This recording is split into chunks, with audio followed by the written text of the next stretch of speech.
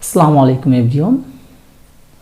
I am going to talk about question and answer in English, my dear learners. So let's go start it.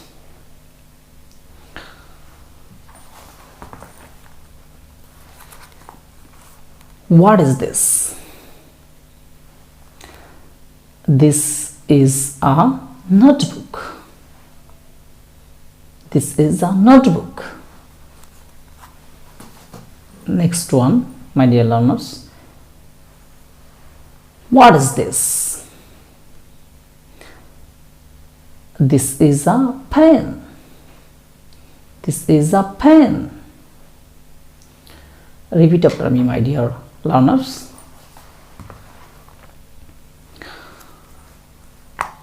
Is this a pen? No. It is a notebook.